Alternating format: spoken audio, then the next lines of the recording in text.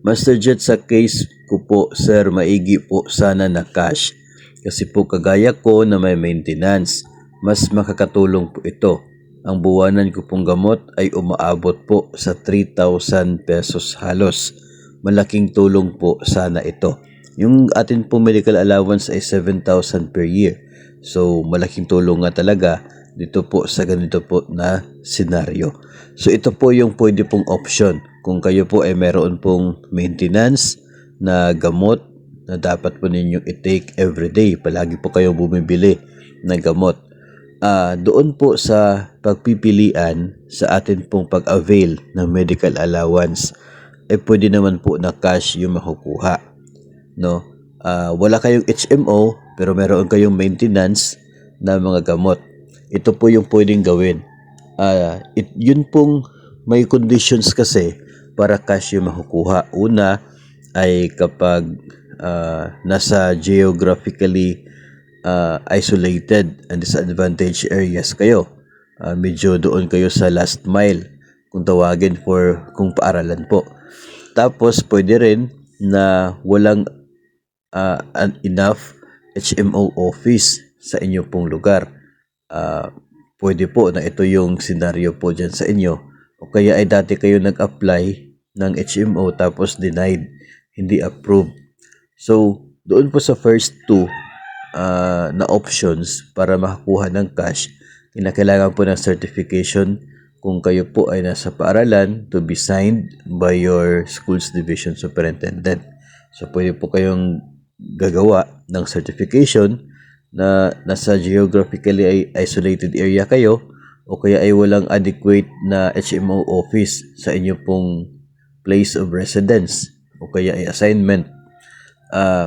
Tapos pipirmahan po yun ng SDS. Yun po ay isang basis, no, na pwede kayong mabigyan ng cash na medical allowance. Pero dito po kasi sa cash, meron pong isa pang form na dapat po nating i-comply. Yun pong cash claim form. So yung cash claim form ay of course nandoon po, no, kung details ng pagtanggap po natin na cash sa medical allowance. And isa po sa mga mga required na mga information doon ay yung mga medical expenses. So dito po pasok ito pong inyo pong maintenance, no, na inyo po binibili monthly.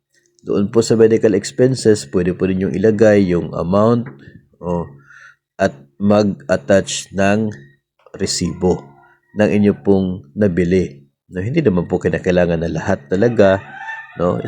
Kahit po yung 1 month lang na 1 month lang ninyo na medical expenses, no? I guess pwede na po 'yon.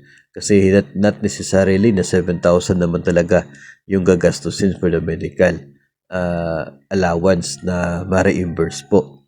So, in your case, kung nasa 3,000 monthly, kahit yung 1 month lang, no, especially kung mayroon po kayong mga consultations with your doctor ngayong 2025, kung mayroon po kayong proof na talagang mayroon kayong yung reseta from the doctor o kaya ay resibo sa inyo pong consultation, pwede po yun i-attach sa cash claim form. So, at least may babalik, no? Meron kayong gastusin sa gamot monthly, tapos itong medical allowance pwede pong matanggap ninyo as a cash, yung 7,000.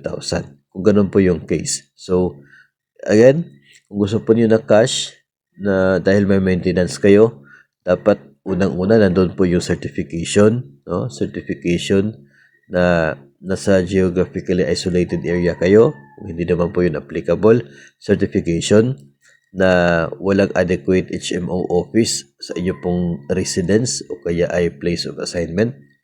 Or kung minsan yung sinubukan mag-apply ng HMO tapos denied, pwede po na yung any proof from the HMO na denied yung inyong application, pwede po yun. So, after that, yung cash claim form naman, fill upan po ninyo at i-attach yung resibo for your medical expenses. So, in that way, you are eligible para matanggap ang cash na medical allowance.